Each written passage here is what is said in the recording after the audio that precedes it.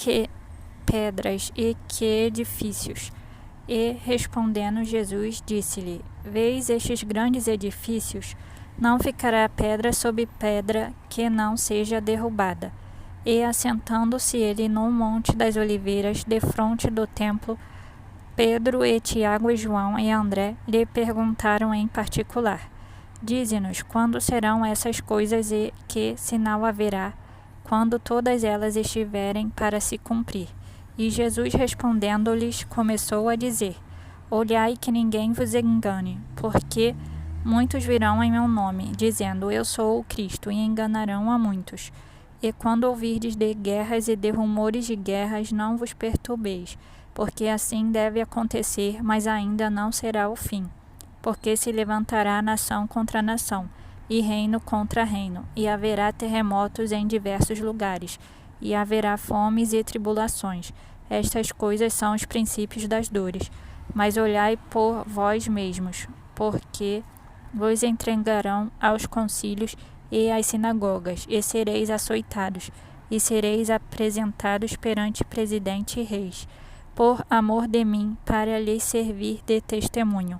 Mas importa que o evangelho seja primeiramente pregado entre todas as nações. Quando, pois, vos conduzirem e vos entregarem, não estejais ansiosos de antemão pelo que haveis de dizer, nem premediteis, mas o que vos for dado naquela hora, isso falai, porque não sois vós os que falais, mas o Espírito Santo. E o irmão entregará à morte o irmão, e o pai ao filho, e levantar-se-ão os filhos contra os pais, e os farão morrer. E sereis odiados por todos por causa do meu nome, mas quem perseverar até o fim, esse será salvo. A grande tribulação. Ora, quando vós virdes a abominação do assolamento, que foi predita por Daniel, o profeta, estando aonde não deve estar, quem lê entenda, então os que estiverem na Judeia fujam para os montes, e o que estiver sobre o telhado não desça para casa, nem entre a tomar coisa alguma de sua casa. E o que estiver no campo não volte atrás para tomar as suas vestes. Mas ai das grávidas das que criarem naqueles dias. Orai, pois, para que a vossa fuga não suceda no inverno, porque naqueles dias haverá uma aflição tal, qual nunca houve desde o princípio da criação, que Deus criou, até agora, nem jamais haverá. E se o Senhor não abreviasse aqueles dias, nenhuma carne se salvaria, mas por causa dos eleitos que escolheu, abreviou aqueles dias. E então, se alguém vos disser: Eis aqui o Cristo, ou ei-lo ali, não acrediteis, porque se levantarão falsos cristos e falsos profetas, e farão sinais e prodígios, para enganarem, se for possível, até os escolhidos. Mas vós vedes, eis que de antemão vos tenho dito tudo. O glorioso retorno de Jesus. Ora, naqueles dias depois daquela aflição, o sol se escurecerá e a lua não dará a sua luz, e as estrelas cairão do céu, e as forças que estão nos céus serão abaladas. E então verão vir o Filho do Homem nas nuvens, com grande poder e glória. E ele enviará os seus anjos, e ajuntará os seus escolhidos, desde os quatro ventos, da extremidade da terra até a extremidade do céu. A parábola da boa figueira. Aprendei, pois, a parábola da figueira. Quando já o seu ramo se torna tenro e brota folhas, bem sabeis que já está próximo o verão. Assim também vós, quando virdes sucederem estas coisas, sabeis que já está perto as portas. Na verdade vos digo que não passará esta geração sem que todas essas coisas aconteçam. Passará o céu e a terra, mas as minhas palavras não passarão. Só Deus sabe o dia e a hora, vigiai. Mas daquele dia e hora ninguém sabe, nem os anjos que estão no céu, nem o Filho, senão o Pai. Olhai, vigiai e orai, porque não sabeis quando será o tempo. É como um homem que, partindo para fora da terra, deixou a sua casa e deu autoridade aos seus servos, e a cada um a sua obra, e mandou ao porteiro que vigiasse. Vigiai, pois, porque não sabeis quando virá o Senhor da casa, se à tarde, se à meia-noite, se ao cantar do galo, se pela manhã, para que, vindo de improviso, não vos ache dormindo. E as coisas que vos digo a todos, vigiai. Capítulo 14. Trama para matar Jesus. E dali a 2 dias era a Páscoa, e a festa dos pães ázimos. E os principais sacerdotes e os escribas buscavam como o prenderiam com dolo, e o matariam. Mas eles diziam, não na festa, para que porventura não se faça alvoroço entre o povo. Jesus é ungido em Betânia. E estando ele em Betânia, assentado à mesa, em casa de Simão, o leproso, veio uma mulher que trazia um vaso de alabastro, com unguento de nardo puro, de muito preço, e quebrando o vaso, lhe derramou sobre a cabeça. E alguns houve que em si mesmos se indignaram e disseram, para que se fez este desperdício de unguento? Porque podia vender-se por mais de 300 dinheiros e dá-lo aos pobres. E murmuravam contra ela. Jesus, porém, disse, deixai-a, porque a molestais? Ela fez-me boa obra. Porque sempre tendes os pobres convosco, e podeis fazer-lhes bem, quando quiserdes. Mas a mim nem sempre me tendeis. Me tende, né? Esta fez o que podia. Antecipou-se a ungir o meu corpo para a sepultura. Em verdade vos digo que em todas as partes do mundo, onde este evangelho for pregado, também o que ela fez será contado para a sua memória. E Judas Iscariotes, um dos 12, foi ter com os principais sacerdotes para lhe entregar. E eles, ouvindo, folgaram, e prometeram dar-lhe dinheiro, e buscava como o entregaria em ocasião oportuna. A ceia do Senhor. E no primeiro dia dos pães ázimos, quando sacrificavam a Páscoa, disseram-lhe os discípulos, aonde queres que vamos fazer os preparativos para comer a Páscoa? E enviou 2 dos seus discípulos e disse-lhes, ide à cidade, e um homem que leva um cântaro de água os encontrará, segui-o. E onde quer que entrar, dizei ao senhor da casa, o mestre diz, onde está o aposento em que hei de comer a Páscoa com os meus discípulos? E ele vos mostrará um grande cenáculo mobiliado e preparado, ali preparai-a para nós. E, saindo os seus discípulos, foram à cidade, e acharam como lhes tinha dito, e prepararam a Páscoa. E, chegada a tarde, foi com os 12. E, quando estavam assentados a comer, disse Jesus, em verdade vos digo que um de vós que comigo come há de trair-me. E eles começaram a entristecer-se, e a dizer-lhe, um após outro, sou eu, e outro disse, sou eu. Mas ele, respondendo, disse-lhes, é um dos 12, que põe comigo a mão no prato. Na verdade, o Filho do Homem vai, como dele está escrito. Mas ai daquele homem por quem o Filho do Homem é traído. Bom seria para o tal homem não haver nascido. O ato de partilhar o pão e o cálice. E, comendo eles, tomou Jesus pão e, abençoando, o partiu e deu-lhe. E disse, tomai, comei, isto é o meu corpo. E tomando o cálice e dando graças, deu-lhe, e todos beberam dele. E disse-lhes, isto é o meu sangue, o sangue do Novo Testamento, que por muitos é derramado.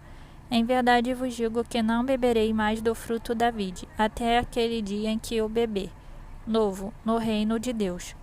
E, tendo cantado o hino, saíram para o Monte das Oliveiras. Jesus prediz a traição de Pedro, e disse-lhes, Jesus, todos vós esta noite vos escandalizareis em mim, porque está escrito, ferirei o pastor, e as ovelhas se dispersarão. Mas, depois que eu houver ressuscitado, irei adiante de vós para a Galileia. E disse-lhe Pedro, ainda que todos se escandalizem, nunca porém eu. E disse-lhe Jesus, em verdade te digo que hoje, nesta noite, antes que o galo cante 2 vezes, 3 vezes me negarás. Mas ele disse com mais veemência: ainda que me seja necessário morrer contigo, de modo nenhum te negarei. E da mesma maneira diziam todos também. Jesus Cristo no Getsemane. E foram a um lugar chamado Getsemane, e disse aos seus discípulos: assentai-vos aqui, enquanto eu oro. E tomou consigo a Pedro e a Tiago e a João, e começou a ter pavor, e a angustiar-se. E disse-lhes: a minha alma está profundamente triste até a morte. Ficai aqui e vigiai. E, tendo ido um pouco mais adiante, prostrou-se em terra e orou, para que, se fosse possível, passasse dele aquela hora, e disse: Abba, Pai, todas as coisas te são possíveis, afasta de mim este cálice. Não seja, porém, o que eu quero, mas o que tu queres. E chegando, achou-os dormindo e disse a Pedro: Simão, dormes? Não pode vigiar 1 hora? Vigiai e orai, para que não entreis em tentação. O espírito, na verdade, está pronto, mas a carne é fraca. E foi outra vez e orou, dizendo as mesmas palavras. E voltando, achou-os outra vez dormindo, porque os seus olhos estavam pesados, e não sabiam que responder-lhe. E voltou terceira vez, e disse-lhes: dormi agora e descansai. Basta, é chegada a hora. Eis que o Filho do Homem vai ser entregue nas mãos dos pecadores. Levantai-vos, vamos, eis que está perto o que me trai. Jesus é traído e preso. E logo falando ele ainda, veio Judas, que era um dos 12, da parte dos principais sacerdotes e dos escribas e dos anciãos, e com ele uma grande multidão com espadas e varapaus. Ora, o que o traía tinha-lhes dado um sinal, dizendo: aquele que eu beijar, esse é, prendei-o e levai-o com segurança. E, logo que chegou, aproximou-se dele e disse-lhe: Rabi, Rabi, e beijou-o. E lançaram suas mãos sobre ele e o prenderam. E um dos que ali estavam presentes, puxando da espada, feriu o servo do sumo sacerdote, e cortou-lhe uma orelha. E respondendo Jesus, disse-lhes: saístes com espadas e varapaus a prender-me, como a um salteador? Todos os dias estava convosco ensinando no templo, e não me prendestes, mas isto é para que as escrituras se cumpram. Então, deixando-o, todos fugiram, e certo jovem o seguia, envolto em um lençol sobre o corpo nu, e os jovens lançaram-lhe a mão. Mas ele, largando o lençol, fugiu deles nu. Jesus perante o sinédrio. E levaram Jesus ao sumo sacerdote, e ajuntaram-se todos os principais sacerdotes, e os anciãos e os escribas. E Pedro o seguiu de longe e até dentro do pátio do sumo sacerdote, e estava sentado com os servidores, aquentando-se ao fogo. E os principais sacerdotes e todo o concílio buscavam algum testemunho contra Jesus para o matar, e não o achavam, porque muitos testificavam falsamente contra ele, mas os testemunhos não eram coerentes.